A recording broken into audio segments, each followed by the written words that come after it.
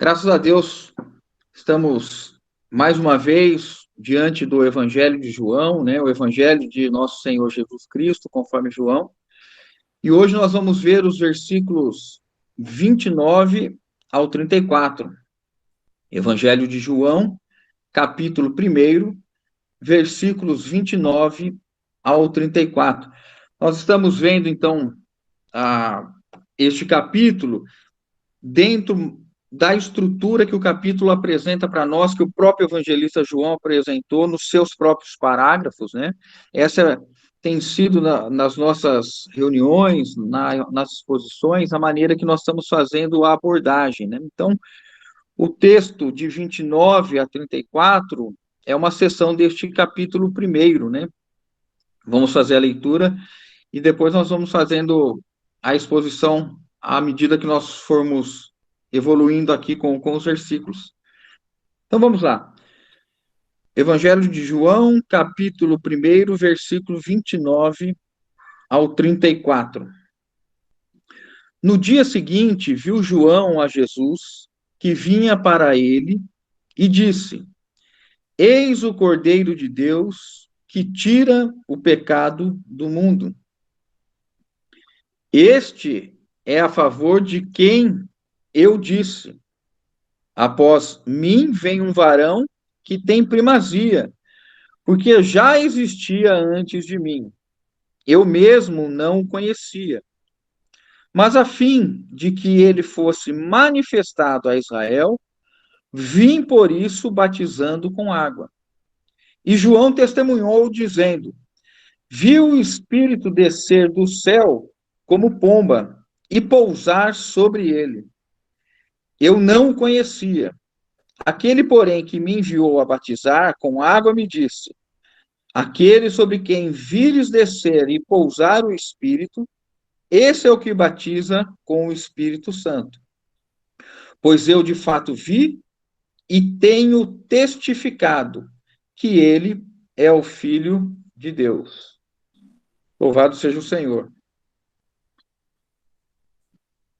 Irmãos amados, nós, pela graça e bondade do nosso Senhor, temos a oportunidade de estarmos diante do texto sagrado, e com isso nós temos recebido do Senhor luz, entendimento e revelação na palavra.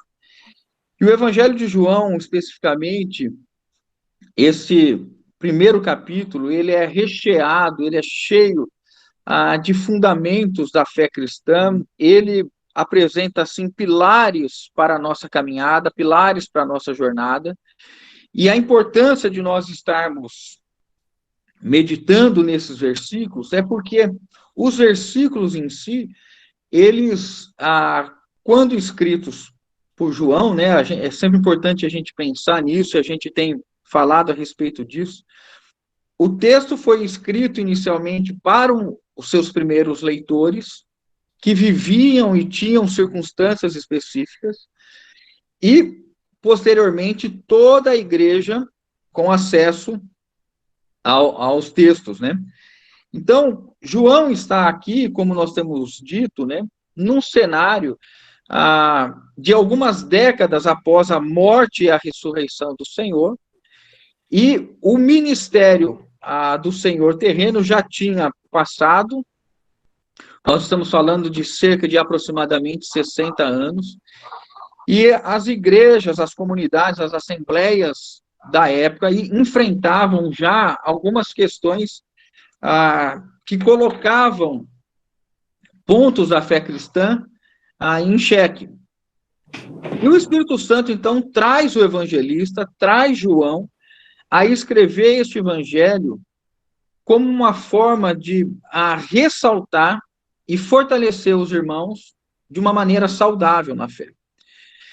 E por que é importante nós vermos isso?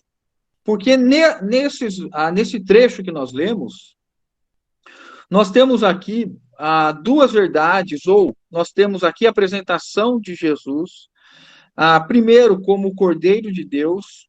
Esse título é dado a ele por João o Batista e reproduzido aqui por João Evangelista, né, o autor do Evangelho, e nós vemos, então, que esse título, né, essa apresentação de Jesus, que inicialmente foi apresentado como o Verbo, e foi colocado para nós como aquele que trouxe a graça e a verdade, agora ele recebe mais uma nomeação, uma nomenclatura, um adjetivo, ele é colocado como o Cordeiro de Deus que tira o pecado do mundo.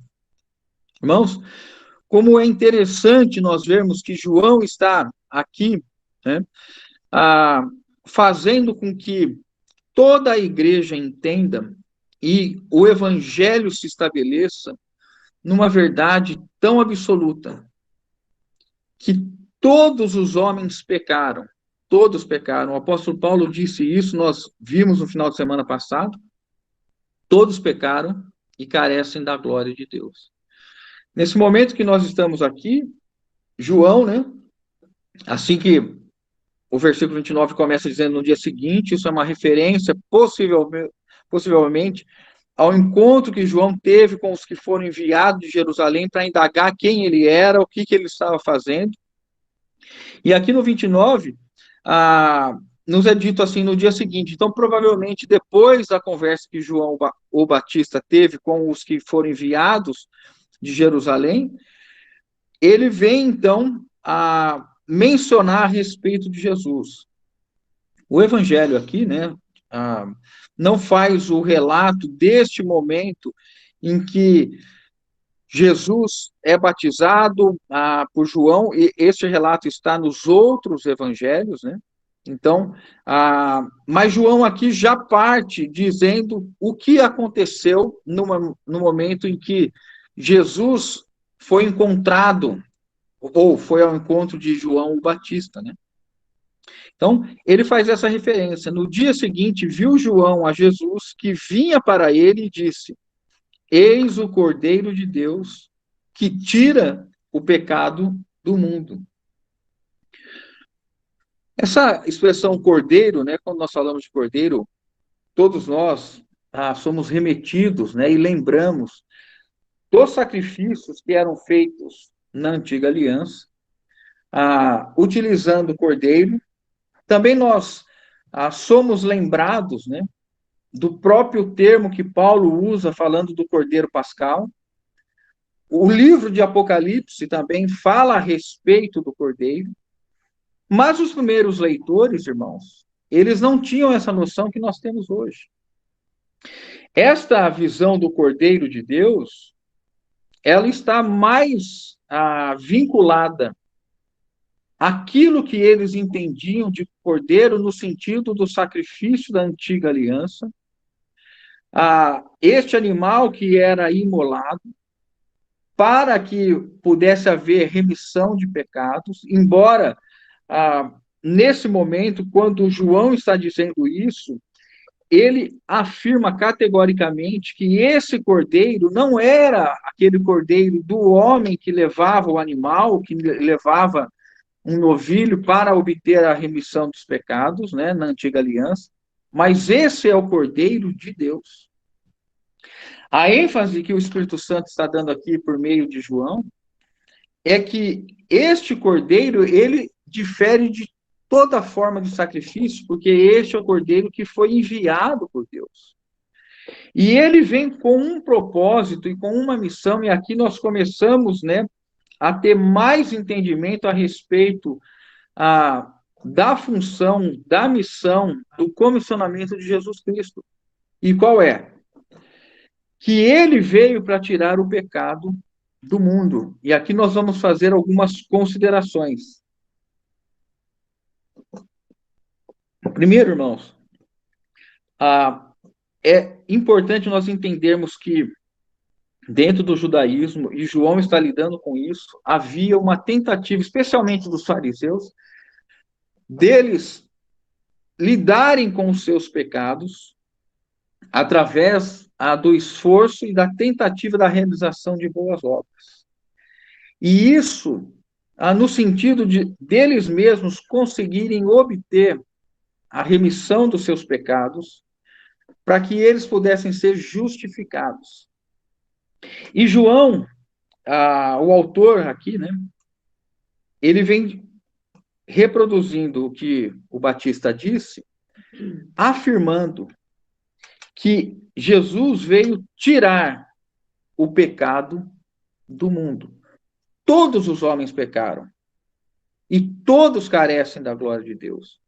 E essa situação apresentada como Jesus, aquele que veio morrer em lugar dos pecadores, para que esses não experimentassem a morte, esse é um dos pilares da fé cristã, porque apresenta aquilo que é chamado do ensino à doutrina da expiação, que Jesus recebe em si os nossos pecados e a nossa punição para que nós não fôssemos punidos e que nós não morrêssemos pela nossa condição de pecadores, uma vez que o salário do pecado é a morte.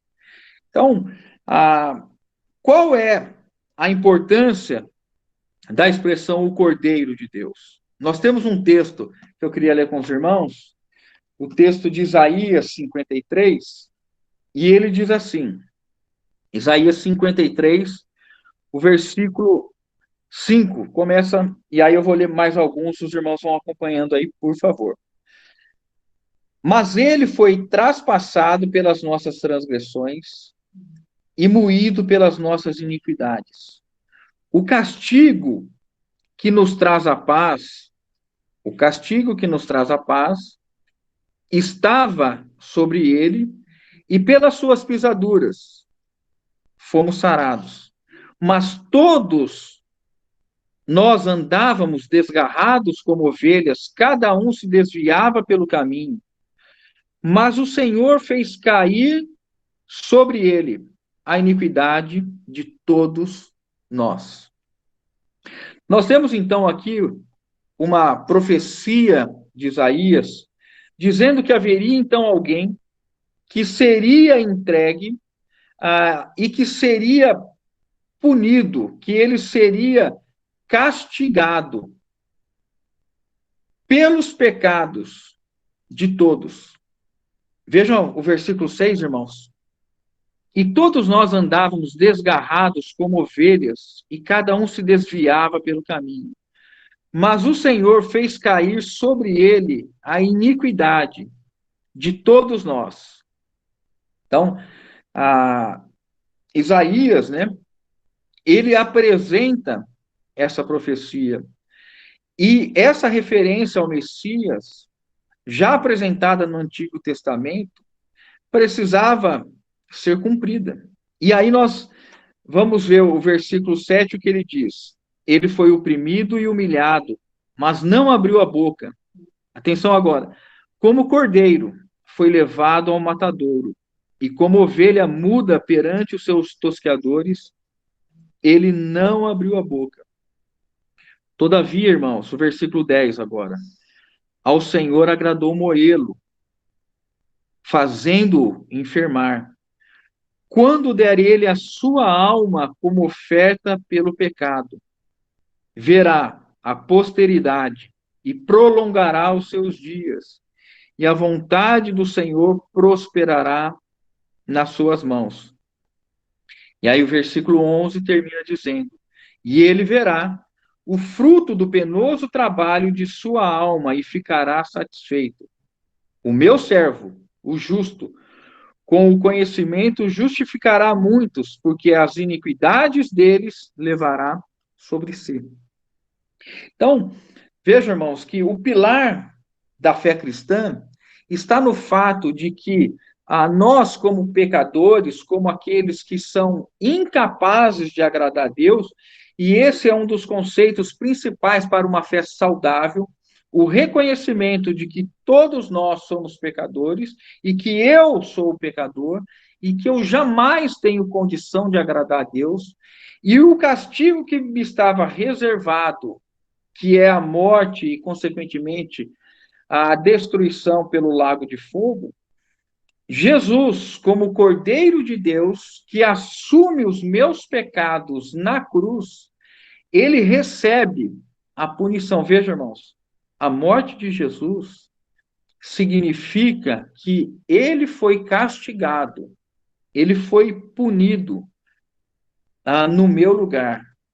Eu que cometi o pecado, porque Jesus não tem pecado, e nós sabemos disso, nós não precisamos nos adentrar nisso, porque nós conhecemos. Jesus, ele se revestiu da carne humana sem o pecado, né? O Verbo se encarnou, mas o pecado não estava nele, porque ele foi gerado do ente santo, do Espírito Santo. Então, quando ele recebe pecados, quando ele lida com iniquidade, quando ele lida, como diz o versículo 11, ele verá o fruto do seu penoso trabalho e a sua alma ficará satisfeita. O meu servo, o justo, com o seu conhecimento justificará muitos, porque as iniquidades deles levará sobre si. Vejam agora Gálatas, só notem aí que eu vou ler para os irmãos, eu separei os versículos aqui. Gálatas 3:13 diz assim: Cristo nos resgatou da maldição da lei, fazendo ele próprio maldição no nosso lugar. Porque está escrito: maldito todo aquele que for pendurado no madeiro. E ainda mais um texto do apóstolo Paulo, 1 Coríntios 13:3. Antes de tudo, 1 Coríntios 13:3. Antes de tudo vos entreguei o que também recebi, que Cristo morreu pelos nossos pecados, segundo as Escrituras. Então, como alguém que não cometeu pecado é punido pelo pecado de outro, a expressão o Cordeiro de Deus que tira o pecado mostra o lado de Jesus expiando, Jesus pagando as nossas dívidas, pagando pelos nossos pecados, sendo punido pelos nossos pecados. Não que ele tivesse pecado, mas ele substituiu, ele nos substituiu, fazendo com que ele recebesse os nossos pecados. Amados irmãos, talvez não haja uma linguagem mais forte do amor do que essa. Eu não consigo pensar numa linguagem tamanha de expressão de amor. E Deus amou o mundo de tal maneira que deu seu Filho unigênito para que todo aquele que nele crê não pereça, mas tenha a vida eterna. Nós estamos vendo o Cordeiro de Deus, o seu Filho Jesus, que foi punido, que foi castigado em nosso lugar. Para quê? Para que nós não experimentássemos a morte e a destruição. E eu pergunto aos irmãos, Deus verdadeiramente ama a todos nós, ama a humanidade, ama o ser humano, e ele então fez um sacrifício para todos os homens. O que significa que o Cordeiro de Deus que tira o pecado do mundo? Significa que todos os homens que nasçam agora, depois da morte de Jesus, não têm pecado? Não, claro que não. Então, somente significa que a morte de Jesus foi para todos, sem exceção. Deus não faz acepção de pessoas. E João, o evangelista, está dizendo aqui que Jesus morreu não somente pelos judeus, Jesus morreu não somente pelo povo da antiga aliança, Jesus não morreu somente pela descendência, pela linhagem abraâmica, Jesus morreu por todos os homens, por todas as mulheres, por todos os seres humanos, sem distinção. Ele recebeu na cruz a punição. Guardem isso, irmãos. O versículo 5 que nós lemos de Isaías 53, o castigo que nos traz a paz estava sobre ele. É nesse sentido que nós então olhamos e vemos que Jesus, ele como cordeiro, ele sofreu uma punição, ele foi punido. Há um termo para retratar o sacrifício de Jesus, né? Diz que o sacrifício de Jesus foi penal, porque ele foi penalizado, ele foi punido, E é um sacrifício vicário. O que é vicário? É substitutivo, de substituição. Vejam que nós lemos os versículos que fala que ele em nosso lugar. Em nosso lugar. A, aonde que... Aqui. O versículo 13 de Gálatas. Cristo nos resgatou da maldição da lei, fazendo ele próprio maldição em nosso lugar. Irmãos, quando nós falarmos do Evangelho, quando nós pensarmos no Evangelho, que isso nunca mais saia do nosso coração.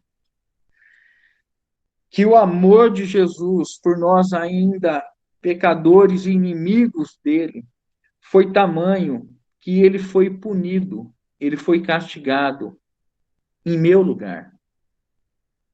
No seu lugar, irmão, irmã. Nesse sentido, nesse momento, individualize isso. Né? Porque quando a gente fala assim de todos, de todo mundo, parece que nós aliviamos um pouco. Mas o que levou Jesus à cruz foram os meus pecados. Foram as minhas iniquidades, as minhas transgressões. E ele, sendo obediente ao nosso, hoje, querido Pai, sendo obediente a Deus, ele foi como ovelha muda ao matadouro para satisfazer o coração do Pai, que amou o mundo de tal maneira. E quero só ler alguns versículos para nós entendermos claramente isso. Que essa morte, né, quando o texto nos diz que ele tira o pecado de todo mundo, importante nós enfatizarmos isso, porque é um ensino claro das Escrituras, que Jesus, ele não está no sentido aqui retirando o pecado de todos os homens, e que todos os homens que nasçam agora, após a morte e a ressurreição, não tenham pecado. Vou ler alguns versículos que falam a respeito disso. O versículo de João 8, versículo 24, Jesus conversando com os judeus, Jesus diz assim: por isso eu vos disse que morrereis nos vossos pecados, porque se não crerdes que eu sou, morrereis nos vossos pecados. Esse é o texto de João 8, 24. Há um outro texto também que diz o seguinte, João 16, 8 e 9, fala assim, falando a respeito do Espírito Santo, que nós vamos falar um pouco mais adiante, quando falarmos do batismo, né? Quando ele vier, convencerá o mundo do pecado, da justiça e do juízo. Do pecado por não crerem em mim. Então, Jesus está dizendo que o Espírito Santo, que seria enviado, outro Consolador, então, após a morte e a ressurreição de Jesus, que ele viria para convencer o mundo do pecado. Ora, se a ideia de que Jesus morreu e já quitou o pecado de todos os homens, no sentido, deixa eu reformular a frase, o sacrifício de Jesus é para conferir o perdão ao pecado de todos os homens. Mas só gozam, só experimentam, só recebem o benefício do perdão dos pecados aqueles que creem em Jesus. Por isso que o versículo 8, 24 que eu li fala isso. Por isso eu vos disse que morrereis nos vossos pecados. Porque se não creres que eu sou, morrerei em vossos pecados. E também João 16, 8 e 9 que eu li. Quando o Consolador for enviado, quando ele vier, convencerá o mundo do pecado. Então, o Espírito Santo, que hoje habita na igreja, quando nós estamos sendo guiados pelo Espírito Santo, como que nós cooperamos com o Espírito Santo? Quando nós anunciamos às pessoas que todos pecaram. E que aquela pessoa que está ouvindo o Evangelho, ela precisa saber que ele é um pecador.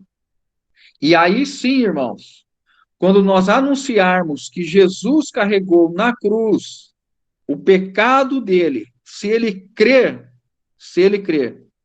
ele recebe a remissão dos pecados. Então, somente quando alguém crê, irmãos, é que ele se apropria do sacrifício que Jesus fez. Enquanto as pessoas não crerem, elas permanecem com os pecados. Por isso que Jesus falou: se vocês vão morrer nos vossos pecados, se vocês não crerem que eu sou. Quando nós, então, anunciamos o evangelho, nós precisamos entender que Jesus, o seu sacrifício foi para todos os homens.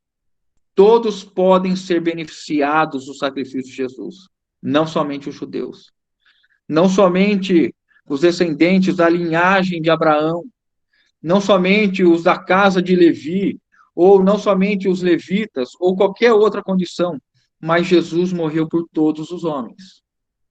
E quando nós cremos que Jesus morreu e ressuscitou, nós recebemos o quê? A remissão dos nossos pecados. Nós somos, então, perdoados. Isso é a expiação. A expiação é que Jesus morreu no lugar de todo pecador, para que quando o pecador vier a crer em Jesus, ele receba aquilo que Jesus fez na cruz, como se ele tivesse feito. Ele é o substituto, ele é o nosso vicário, ele é quem esteve no nosso lugar. Ele recebeu o nosso castigo, recebeu a nossa punição, ele foi transpassado pelas nossas transgressões. E quando nós cremos, nós então agora experimentamos os benefícios de sermos perdoados. Olha o que diz a 1 João 2,2, vou ler também para os irmãos. E é ele, 1 João 2,2, e é ele a propiciação pelos nossos pecados. Não somente pelos nossos próprios, mas ainda pelos do mundo inteiro. Então perceba, irmãos, que o sacrifício de Jesus é para todos. Mas quem se beneficia do sacrifício? Quem crê. Um exemplo simples. Vamos imaginar, irmãos, que numa cidade haja 10 mil habitantes e que abriu ali um restaurante, o primeiro restaurante da cidade. Abriu ali o restaurante. Nós podemos dizer o seguinte, que o restaurante está aberto para todos.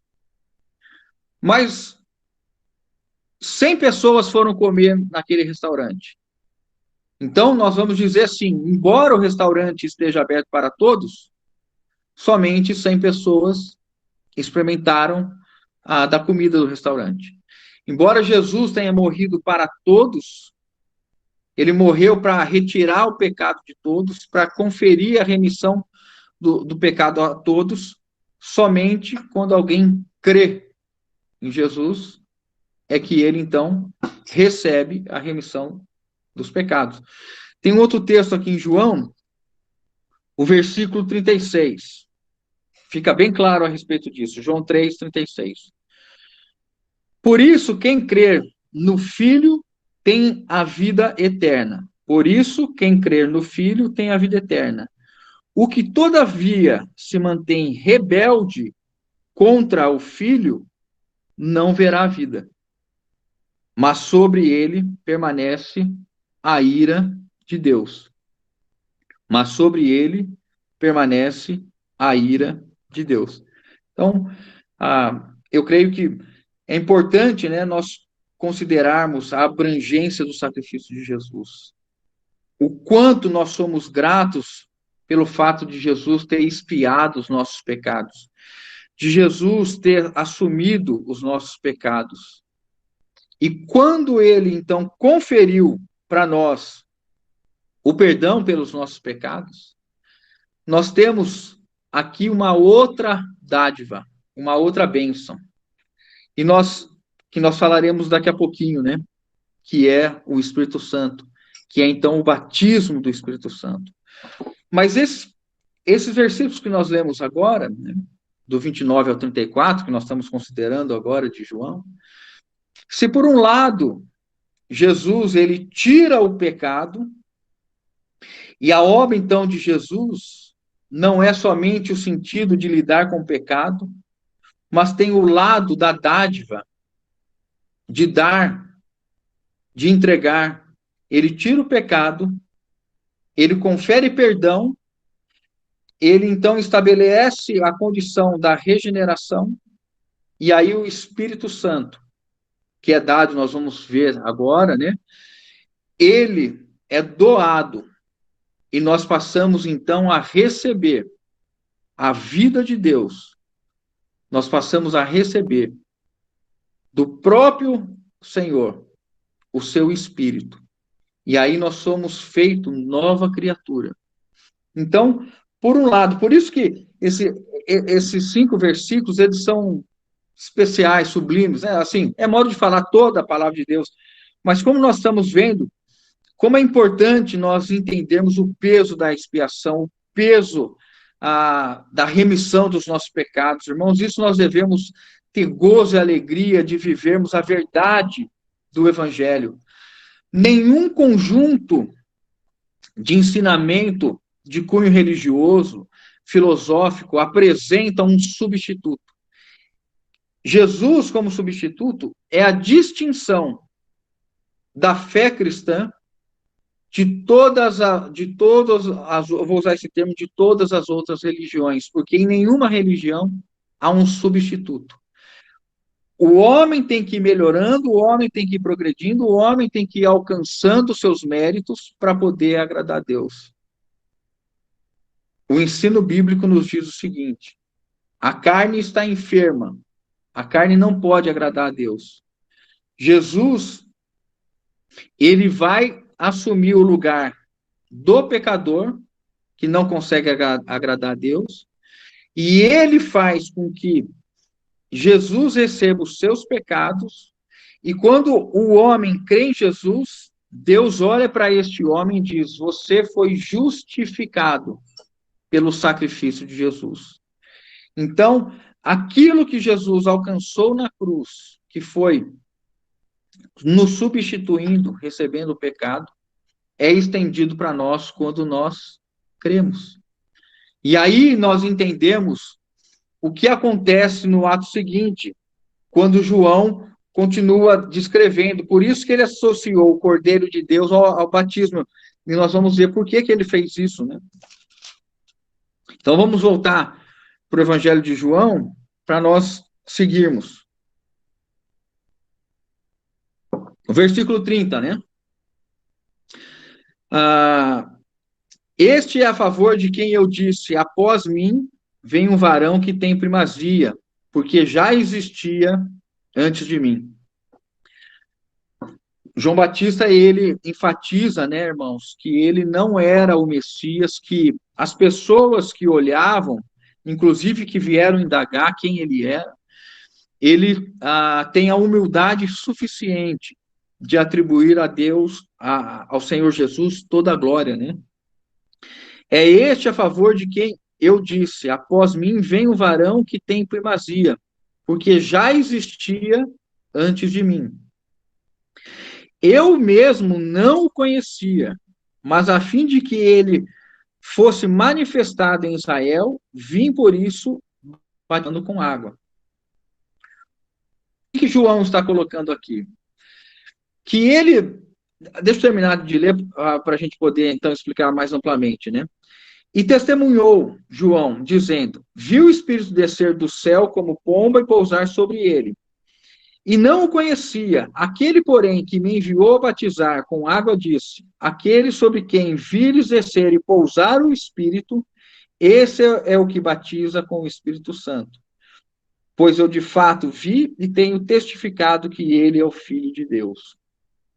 Então, no versículo 31, quando diz assim: eu não o conhecia, o que João está provavelmente dizendo aqui é que, embora ele fosse primo de Jesus, ele não sabia quem seria aquele que receberia o Espírito Santo.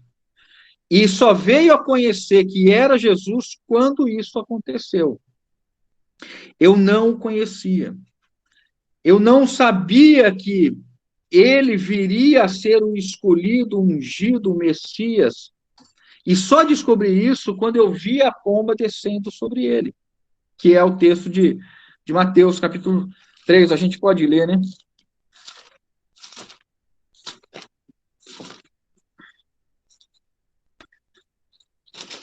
Então diz assim, João capítulo 3, o 13.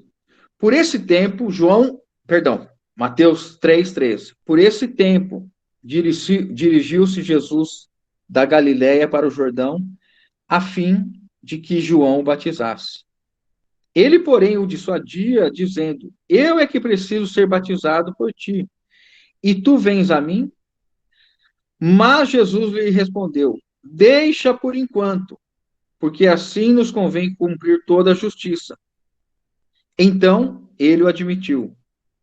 16, irmãos. Batizado Jesus, saiu logo da água, e eis que se lhe abriram os céus, e viu o Espírito de Deus descendo como pomba, vindo sobre ele. Versículo 17. E eis que uma voz dos céus que dizia: Este é o meu filho amado, em quem me comprazo. Então, voltando aqui para o Evangelho de João, nós entendemos quando, então, João diz assim: Eu não o conhecia, o versículo 33. Aquele, porém, que me enviou a batizar com água me disse. Então, João Batista está dizendo, e está até revelando algo que os outros evangelhos não dizem, né? Deus disse a João: João, quando você ver a pomba, o Espírito Santo descendo e pousar sobre este homem, este é o que batizará com o Espírito Santo. Este é o ungido. Este é o meu escolhido. João viu isso e aí João no 34 diz: Pois eu de fato vi. Eu vi isso acontecendo. E tenho testificado. A partir do momento que João viu, ele testificou que ele era o Filho de Deus. Nós sabemos, e isso não é o assunto de hoje, é uma outra questão, que João veio a ter. Depois, ele, quando foi preso, ele perguntou se Jesus era mesmo que haveria de vir ou deveria esperar outro. Mas essa é uma situação, irmãos, em que houve aí um enfraquecimento, né? Houve uma dúvida no coração de João. Não é o sentido de hoje, mas é importante nós também, quando olhamos para João Batista, sabermos que todos os homens, são pecadores, como nós temos visto. Falham, erram, e que só existe um justo, um perfeito, que é o nosso Senhor Jesus. Mas nós temos que olhar, então, a respeito de João e extrair, de fato, aquilo que ele é exemplo, aquilo que ele nos inspira, aquilo que ele é modelo para nós, né?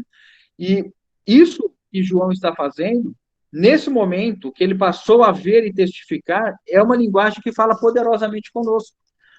O que está sendo dito aqui? Que tudo aquilo que nós vemos, ou que nós vimos a respeito de Jesus e continuamos vendo e vivendo, é o que nós testificamos. Essa é a experiência cristã. Aquilo que nós falamos sobre ser testemunha. Só é testemunha quem tem um testemunho, quem viu, né?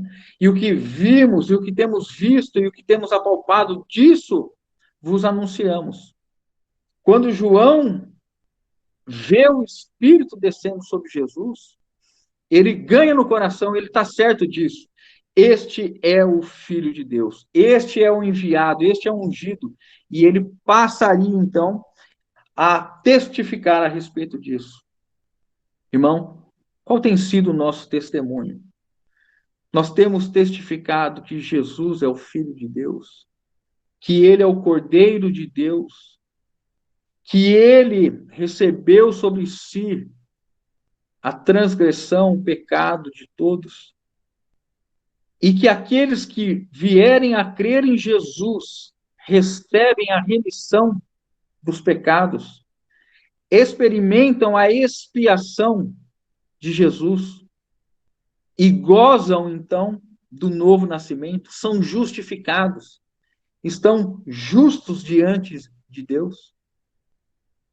Que João nos inspire a sermos esse que estão testificando, né? E o irmão enfatizou bastante isso na reunião passada, né, no sábado passado.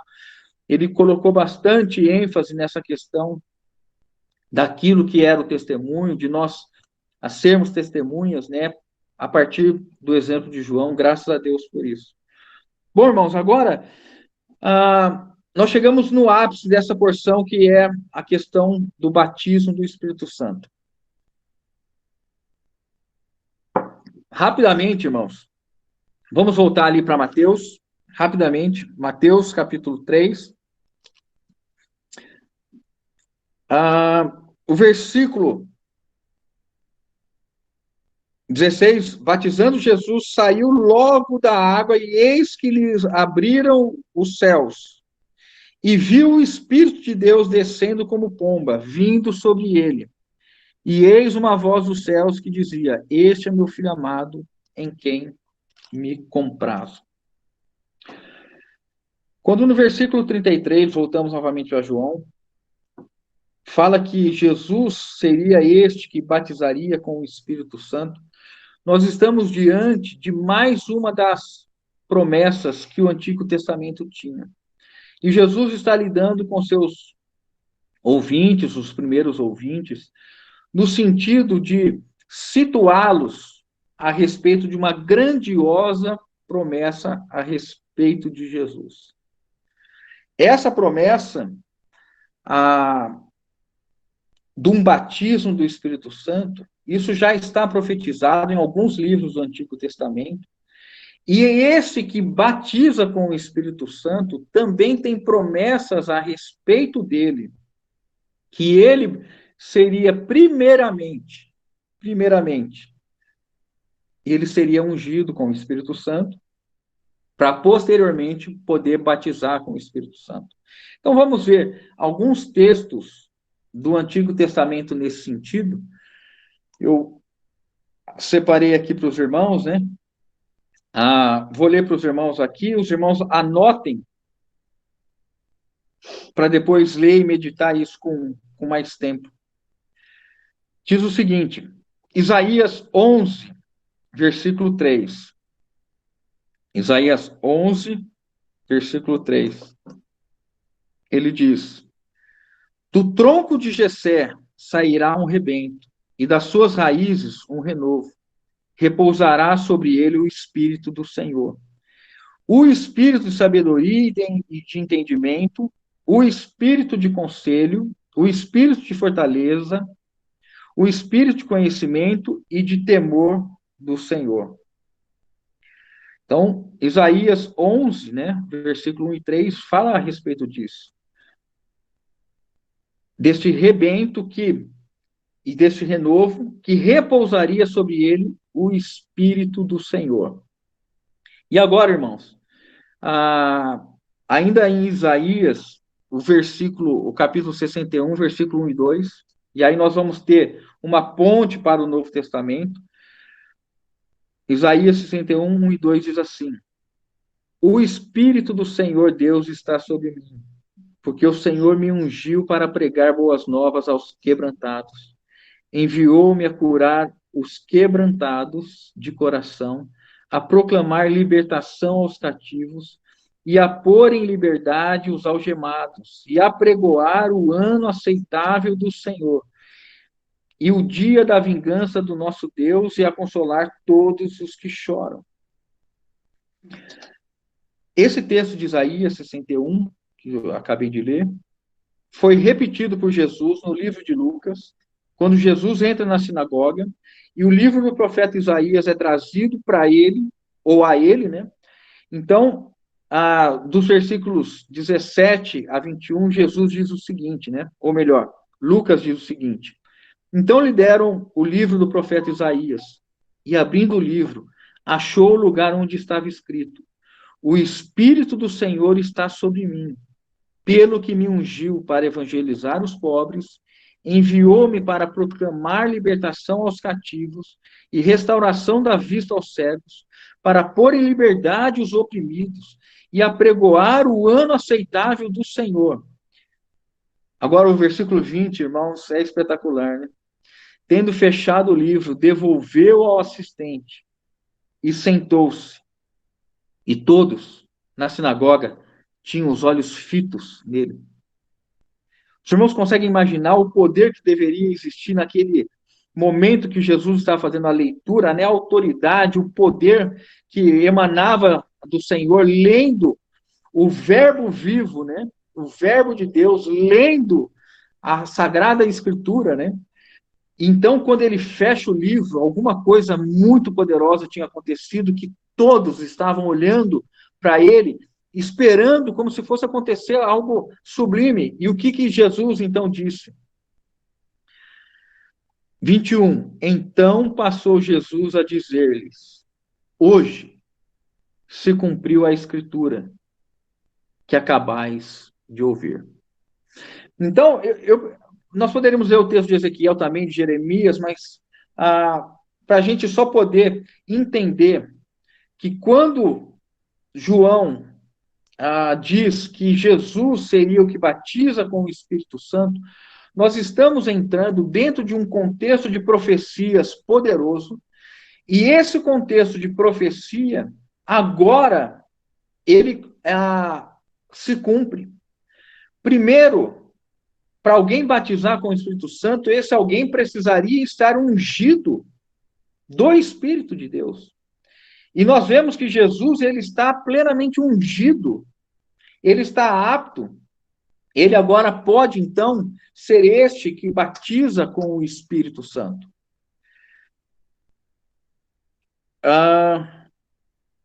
E quando, só para a gente entender aqui, né, essa parte que Jesus coloca de Lucas, né, no final, quando ele fala assim: hoje se cumpriu a escritura que acabais de ouvir, ele está dizendo que não somente ele era o Messias, mas o tempo de um novo pacto, de uma nova aliança, estaria por vir. Por quê, irmãos? Joel, que é o texto que nós vamos, que o apóstolo Pedro usa em Atos, que fala a respeito do batismo, olha o que ele diz em Joel, mais uma profecia, né? Joel 28. E acontecerá depois que derramarei o meu espírito sobre toda a carne, e os vossos filhos e as vossas filhas profetizarão, vossos filhos sonharão, e os vossos jovens terão visões. Até sobre os servos e sobre as servas derramarei o meu espírito naqueles dias. Vejam então que quando Jesus é identificado como este que batiza com o Espírito Santo, a ideia de Messias e o tempo do Messias se cumpre. Esta nova era inaugurada. O reino dos céus é vindo. A nova aliança está aberta. A nova aliança está colocada no sangue de Jesus. E todos agora vão poder receber essa dádiva, vão poder receber essa bênção. Então, o objetivo, né, hoje não é nós vermos todos os aspectos do batismo, a questão dos versículos, os inúmeros versículos, isso demandaria, irmãos, os irmãos sabem disso, né? Talvez semanas vendo isso, né? E é, de fato, uma exposição maravilhosa das Escrituras, né? Mas nós estamos aqui procurando manter o que o Espírito Santo está trazendo de relevante nesse momento no Evangelho de João, que é a questão do Espírito Santo, o batismo do Espírito Santo. Qual é a relevância do batismo do Espírito Santo? Quando isso aconteceu, né? Então, Jesus, nós sabemos, e os textos que nós lemos, mostra que Jesus foi ungido. Jesus recebeu, irmãos, é importante aqui, né? Jesus recebeu o batismo nesse momento de unção, né? No sentido de início do seu ministério. Porque Jesus, sendo o próprio Deus, evidentemente que ele é o Espírito, e ele, como divino, né? Ele é o Espírito. E ele também, no aspecto humano, ele foi gerado do Espírito Santo, por isso que ele não tem pecado. Mas para o comissionamento, para a sua missão, para o seu ministério terreno, ele foi ungido, ele foi batizado, não é o termo correto, ele foi batizado pelo Espírito Santo, ele recebe o Espírito Santo, e agora ele pode, então, porque ele está ungido, ele pode, então, realizar esse batismo que a profecia diz e que João Batista fala a respeito. Este é o que batiza com o Espírito Santo. Então, só para a gente não deixar de ler o texto que fala a respeito disso, né? Tanto é o texto de Atos, capítulo 2.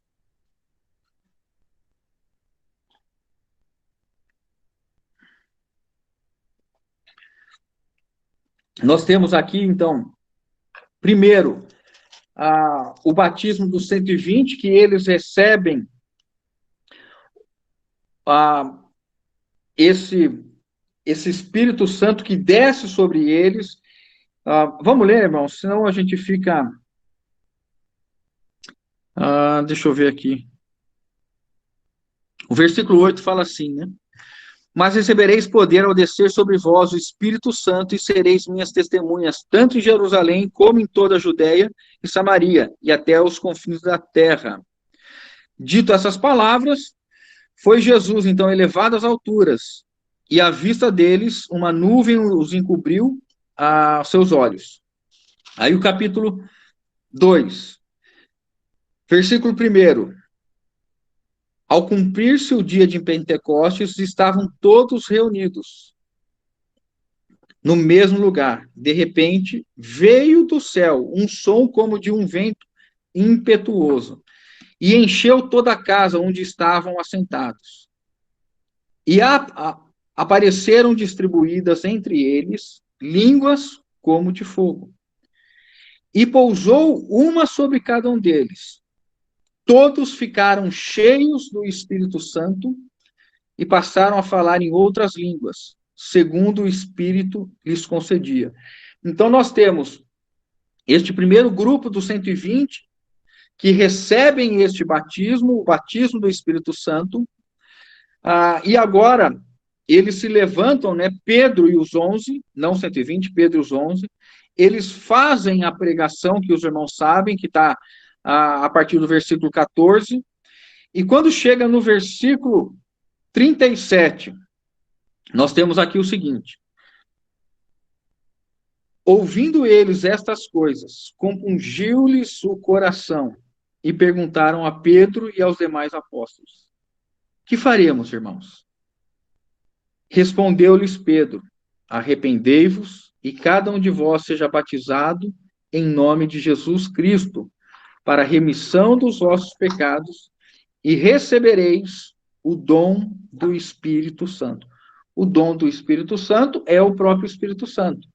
Então, quando Pedro prega a estes 3.000, né, ou a mais de 3.000, mais 3.000 creram, eles se converteram e receberam o Espírito Santo, Pedro, então, fala para eles: vocês, aqui em Jerusalém, há 50 dias atrás, crucificaram o autor da vida. E Deus o fez Senhor e Cristo, havendo o ressuscitado, né? E quando eles ouviram isso, que eles tinham matado o autor da vida, o coração de alguns, né, ou desses 3.000, se compungiu. E eles perguntaram: o que faremos? E aí Pedro então diz: arrependei-vos, e cada um de vós seja batizado em nome de Jesus Cristo para a remissão dos vossos pecados, e recebereis o dom do Espírito Santo. Vejam o versículo 41, irmãos. Então os que lhe aceitaram a palavra foram batizados. Os que creram receberam o Espírito Santo. Os que aceitaram a palavra foram batizados, receberam o Espírito Santo. Havendo um acréscimo naquele dia de quase 3.000 pessoas. Vejam o versículo 44. Todos os que creram estavam juntos e tinham tudo em comum. Então, nós vemos que o batismo no Espírito Santo se cumpriu primeiramente com os 120, depois com esses 3.000 que se arrependeram, tiveram fé na palavra que ouviram, creram, aceitaram, foram então batizados pelo Espírito Santo, e aí foram ao batismo das águas, e receberam então, e cumpriram dessa maneira aquilo que a profecia havia dito. Claro, irmãos, este foi o primeiro momento que o Espírito Santo foi derramado, que o Espírito Santo veio para batizar, que o Espírito Santo, então, gerou a igreja. Nesse momento, os judeus ouviram e creram, e aí nós temos também um evento com Cornélio, que é o batismo dos gentios, porque como Jesus veio para batizar a sua igreja, a igreja é composta de todos aqueles que creram, até esse momento, havia então uma igreja de judeus. Mas quando os gentios, representado por Cornélio, que está lá em Atos capítulo 10, eles creram, ou melhor, quando Cornélio creu, o Espírito Santo também desceu, mostrando, isso é importante nós entendermos, que a igreja não é composta somente de judeus, mas a igreja também é composta dos gentios. E também há um evento com os samaritanos, também um pouquinho em Atos 8, em que também os samaritanos têm uma situação diferente.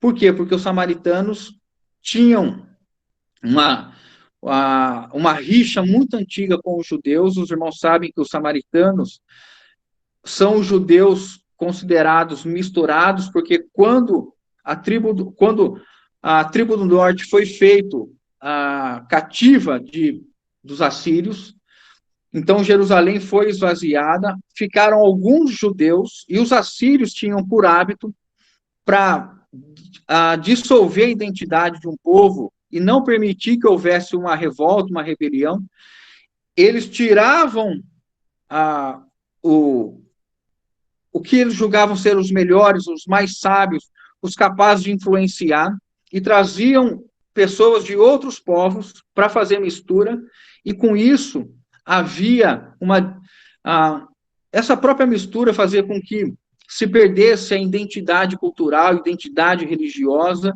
e isso era uma estratégia dos assírios. Quando isso aconteceu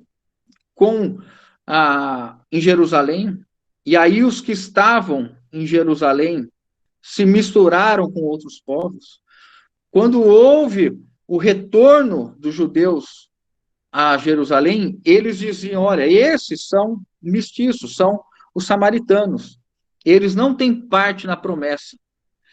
Quando Filipe, em Atos 8, vai pregar na Samaria e eles creram, João e Pedro são enviados pelos irmãos de Jerusalém, e ali eles, então, recebem o batismo e passam a ser também um só corpo com judeus e com gentios. Então, para nós entendermos, nesse contexto do batismo do Espírito Santo, os judeus são batizados, os samaritanos são batizados, os gentios são batizados, e assim se cumpre a profecia de Joel que toda a carne receberia o Espírito Santo.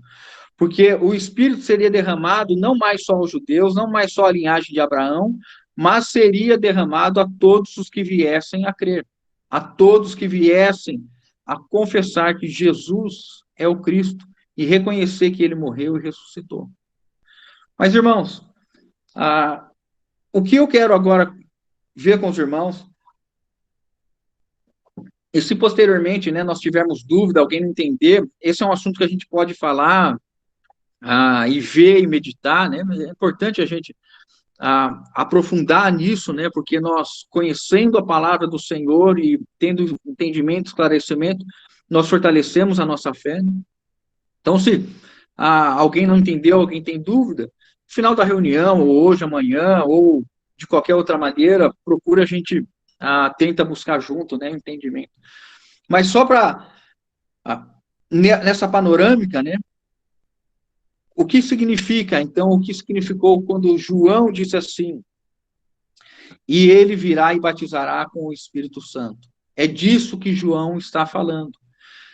João está falando de um cumprimento de um homem que seria o Messias, ele seria o primeiro a ser recebido com o Espírito de poder, e ele então estenderia esse seu Espírito ao seu povo, ao seu corpo.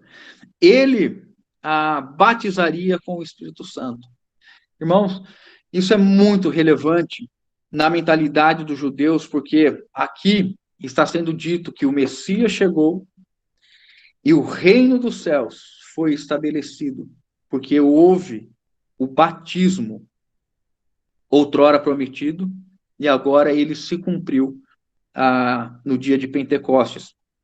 E na abrangência dos samaritanos e dos gentios, isso conclui nesse aspecto de que o Espírito seria derramado em toda a carne. 1 Coríntios 12, né, para a gente ver como esse ensino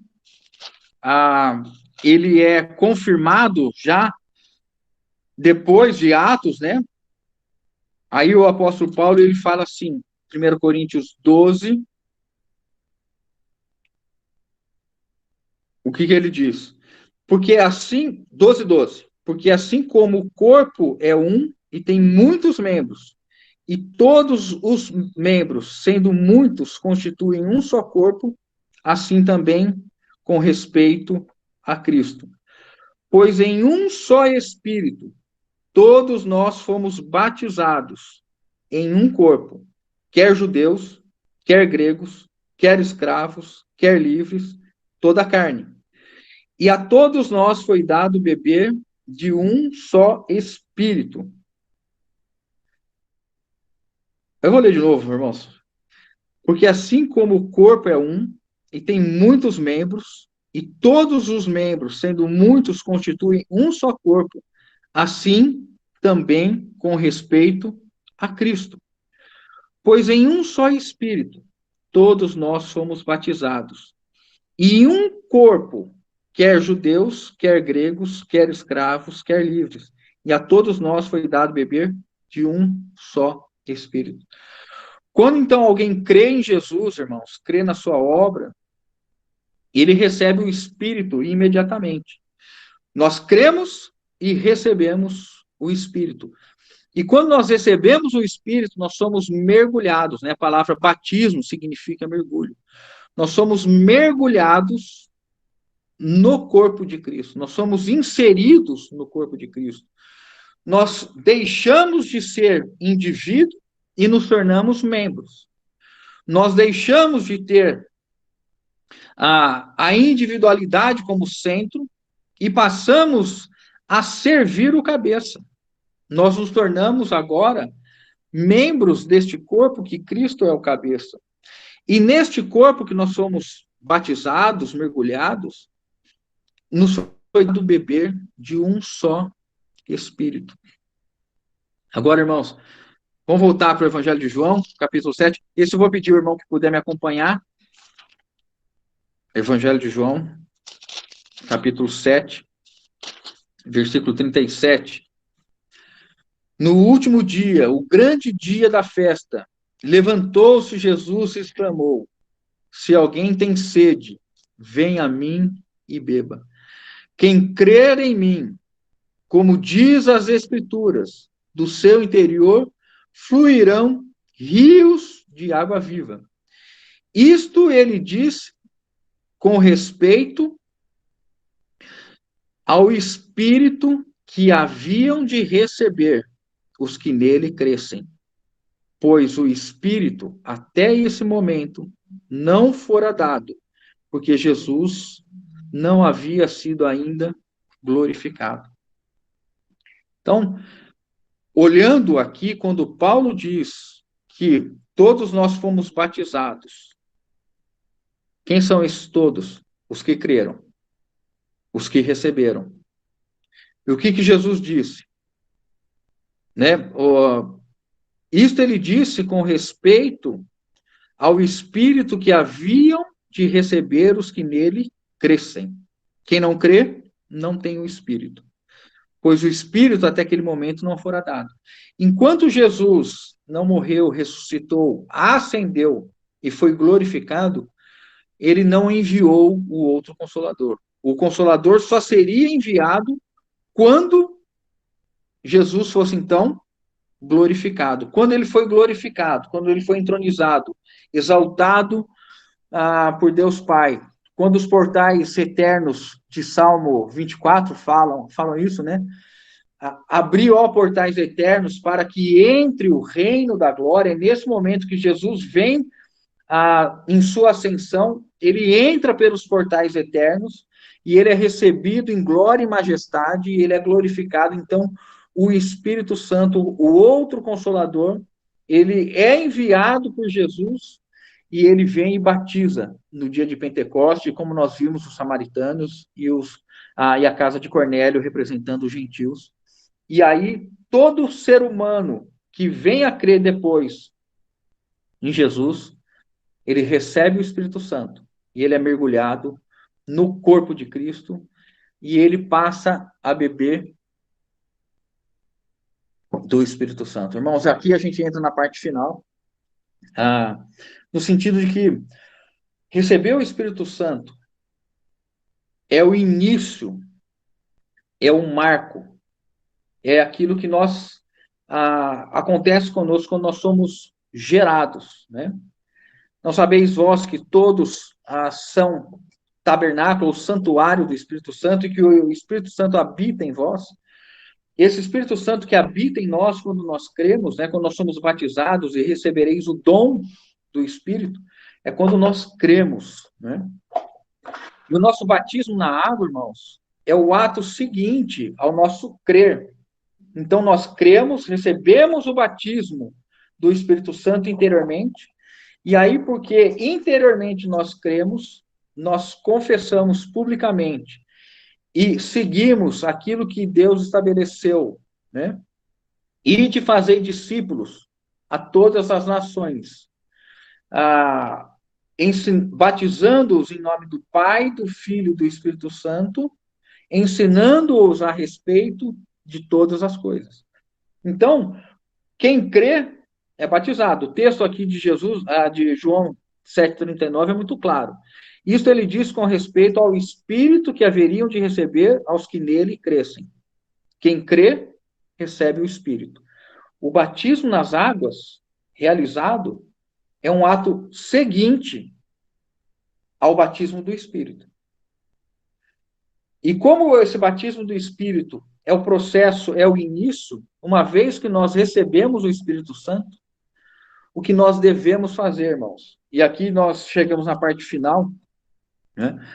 Como eu disse, a gente teria inúmeros versículos para nós meditarmos e sobre o Espírito Santo, que é maravilhoso, mas nós estamos aqui focando nisso aqui, a grandeza desse momento em que é dito que ele batizaria com o Espírito Santo. O que isso representa, nós vamos finalizando agora nesse sentido, né? Efésios capítulo 5, versículo 18.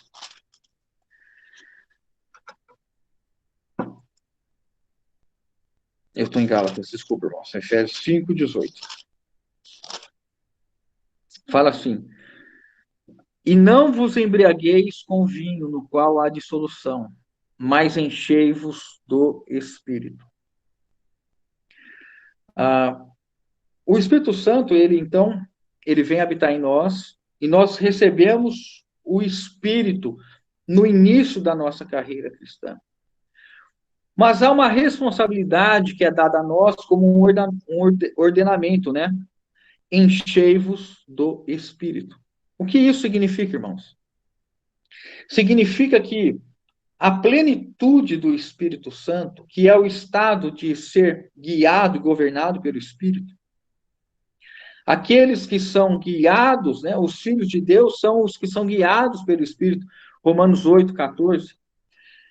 O que é o encher do Espírito? O que a Bíblia nos diz, então, que à medida que nós nos propomos a beber do Espírito, a estarmos recebendo o ensino do Espírito, à medida que nós nos propomos a ter comunhão com o Espírito, sermos guiados, nós vamos sendo enchidos.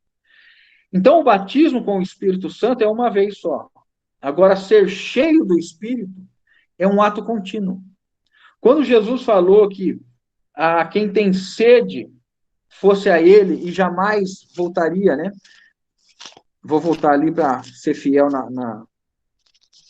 no texto, irmãos, porque é importante ver como Jesus, ele está dizendo que beber do Espírito seria um ato contínuo. Isso é a busca, não do batismo do Espírito, mas a busca de ser cheio do Espírito. 38. Quem crer em mim, como diz a Escritura, do seu interior fluirão rios de água viva. E o versículo 37, ele fala, né? Se alguém tem sede, venha a mim e beba. Ir ao Senhor e beber do Senhor é o que Paulo está dizendo. E nos foi dado beber de um só Espírito. Uma única vez? 2 vezes? 3 vezes? É um ato contínuo. Beber do Espírito é o que nos dá capacidade de nós sermos cheios do Espírito. O que Jesus espera de nós, irmãos, é que nós sejamos esses que são cheios do Espírito. São esses que são guiados pelo Espírito. São esses que estão no processo de amadurecimento e que quando caem, quando pecam, se arrependem e voltam a beber do Espírito. Por isso que há 2 observações claras a respeito do nosso relacionamento com o Espírito Santo. Não apagueis o Espírito e não entristeçais o Espírito. Apagar o Espírito é quando o Espírito Santo, quando a palavra de Deus fala para nós não fazermos algo e nós vamos e fazemos aquilo. Então a palavra diz, não faça e nós fazemos. Entristecer o Espírito é quando o Espírito Santo diz, faça isso, e nós não fazemos. Quando nós pecamos, os nossos pecados fazem separação entre nós e Deus. E quando nós confessamos os nossos pecados, nós somos purificados. O sangue de Jesus nos purifica. Nós reatamos a comunhão com o Senhor. Nós voltamos a beber do Espírito. Nós voltamos a experimentar da plenitude do Espírito. Por isso que a plenitude do Espírito, e dele temos recebido a sua plenitude em graça sobre graça.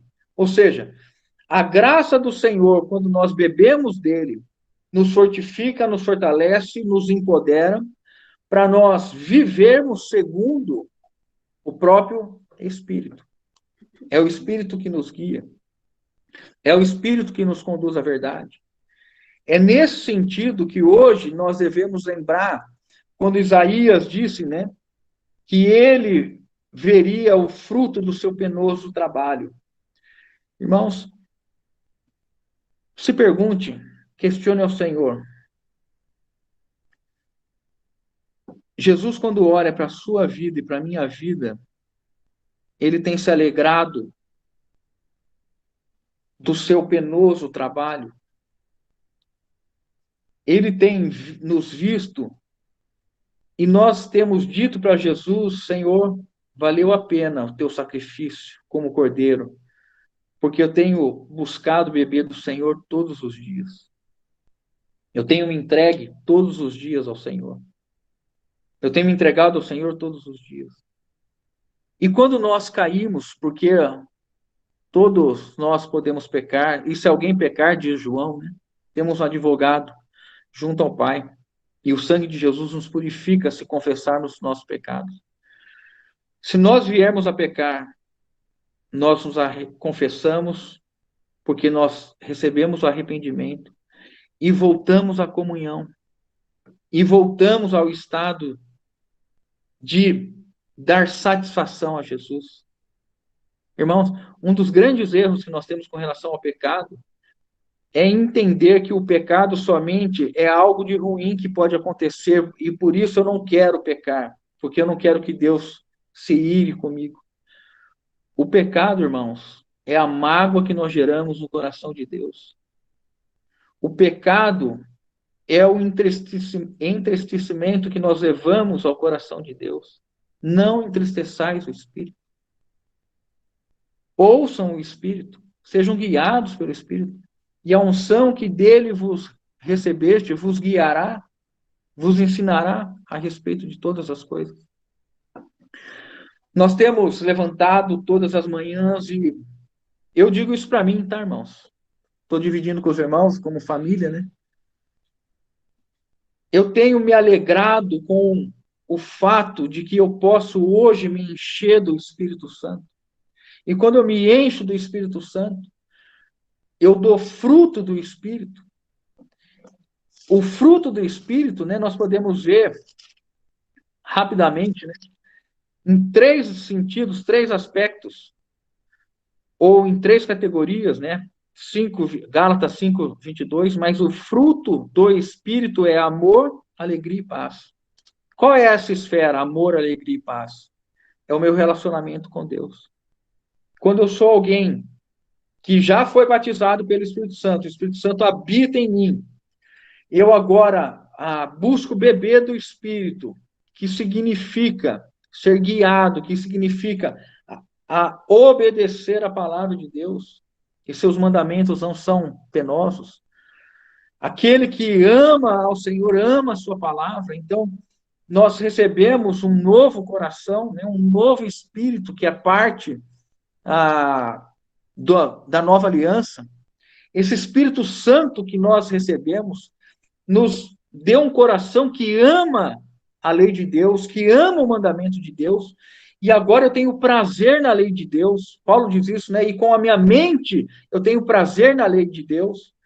Nós somos esses que, como diz ali no texto aos Hebreus, né? Que seria inscrito no coração pelo Espírito Santo as leis de Deus, os mandamentos de Deus.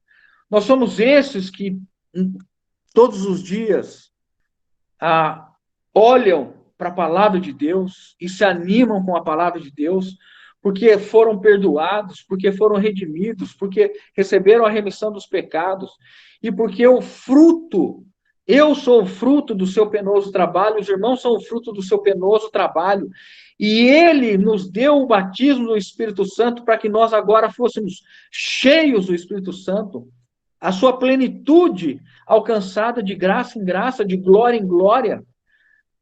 Quando nós agimos bebendo do Espírito, quando nós contemplamos que nós somos unidos ao corpo de Cristo, unidos à sua cabeça, e nós somos hoje Cristo no sentido de que nós somos membros de Cristo, nós estamos unidos a Ele. Aquele que se une ao Senhor é um Espírito com Ele. E nos foi dado a comunhão do Filho. E como também o apóstolo Paulo diz, né? O amor de Deus, a graça de Cristo e a comunhão do Espírito Santo. Hoje nós somos levados a viver em comum união pelo Espírito Santo, como membros um dos outros. Que o Espírito Santo, irmãos, nos dê mais visão, entendimento e gozo e alegria, porque nós podemos beber. E quem bebe tem um rio fluindo. Quem bebe não volta a ter sede. Imagine, né, nesse cenário que Jesus disse: quem tem sede, vem a mim. Os irmãos já passaram por isso.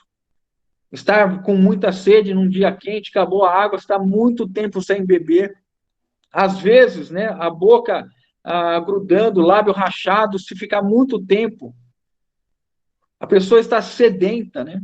Esse é o retrato daqueles que não têm Jesus. Mas aqueles que creram, receberam, e agora o Espírito Santo habita neles, eles bebem todos os dias e jamais voltam a ter sede. Irmãos, se hoje nós temos sede, é porque nós paramos de beber. Esse é o momento do arrependimento. Esse é o momento de nós voltarmos para que o fruto se manifeste, amor, alegria e paz. Quem está em comunhão com o Espírito Santo tem amor, alegria e paz, ama a Deus, tem alegria com Deus, né? Alegrai-vos no Senhor e tem paz, porque foi perdoado, porque foi remido, não tem dívida mais nenhuma com Deus, está justificado.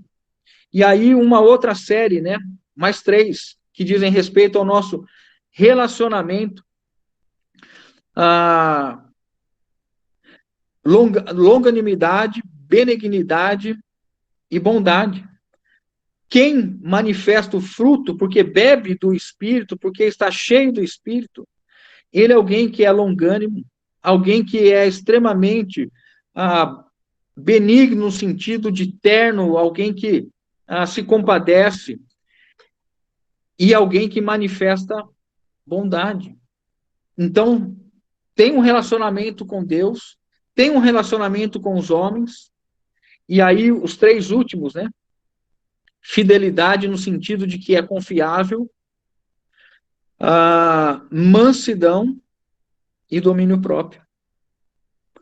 Vejam que o Espírito Santo nos liga com Deus, nos liga com as pessoas e estabelece em nós uma relação saudável de um ser humano para conosco mesmo.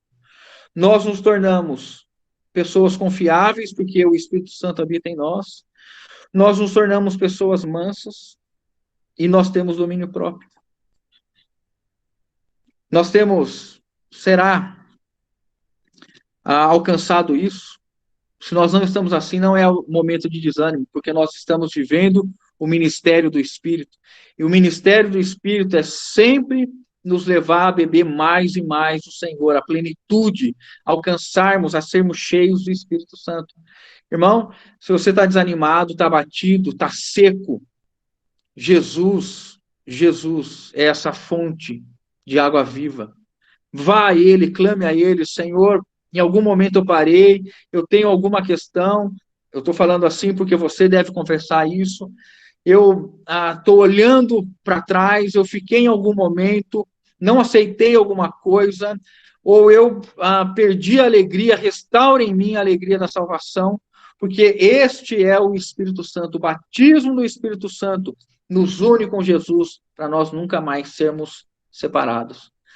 Que o Senhor, né, na sua graça, que o Espírito Santo nos leve a sermos esses, né, que estão se enchendo dia após dia do Espírito Santo, que estão experimentando arrependimento após arrependimento, perdão após perdão, e que estão prosseguindo a carreira, né, porque há um rio fluindo dentro de nós. Que o Espírito Santo nos conduza, em nome de Jesus.